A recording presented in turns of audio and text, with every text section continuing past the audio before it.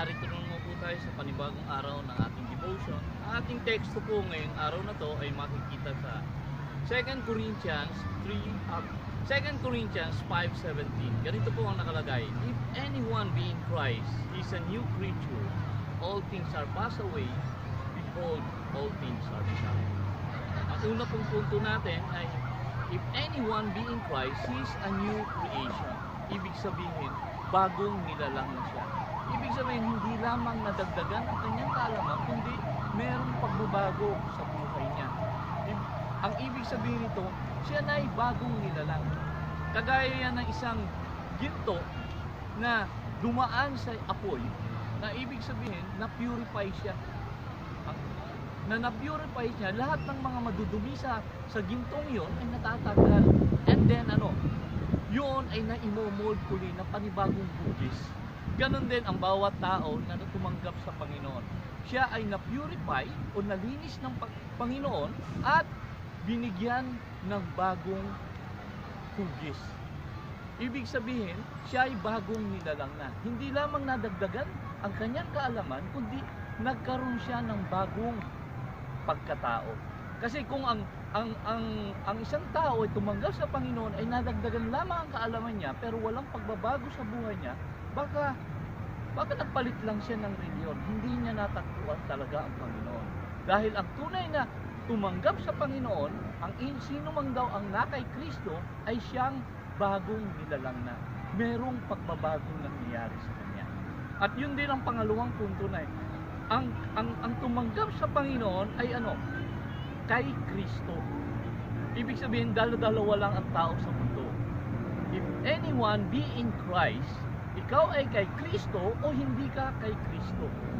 Ibig sabihin, kung ikaw ay kay Kristo, ikaw ay bagong nilalang. Kung hindi ka kay Kristo, dati pa ang pagkatao mo. Kung ikaw naman ay kay Kristo, sinasabi mo nga ikaw ay kay Kristo, pero hindi nagbabago ang buhay mo, taliwas yun sa pagiging kay Kristo. Dahil ang sino mang na kay Kristo ay siya ay bagong nilalang na. Ang Diyos lamang ang pwedeng maggawa ng creation.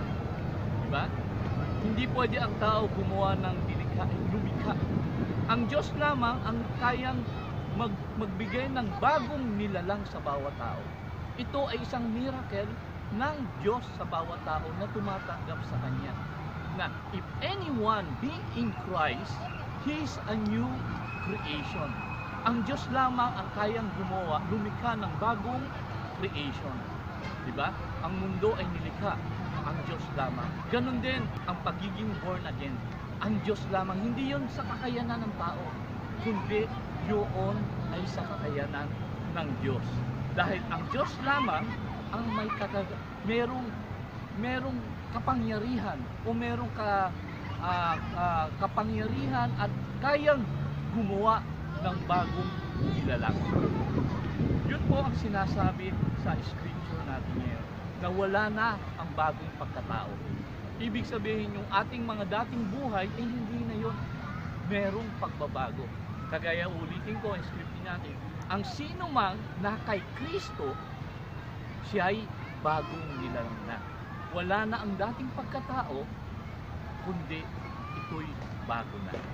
Tayong lahat na tumanggap sa Panginoon, mapapatunayan natin na tayo nga ay sa Panginoon kung tayo ay merong pagbabago sa buhay natin. Dahil kung walang pagbabago at dati pa rin ang nakikita sa buhay natin, hindi talaga tayo tunay na Kristiyano. Dahil ang tunay na Kristiyano, siya ay bagong nilalang kay Kristo at walang makakagawa nun kundi ang Panginoon. Hindi niya magagawa ng sarili natin yan. Hindi kaya nating baguhin ang ating sarili. Si Kristo lamang, ang Diyos lamang ang kayang gumawa ng bagong nilalang. Salamat po. Yes, perfect.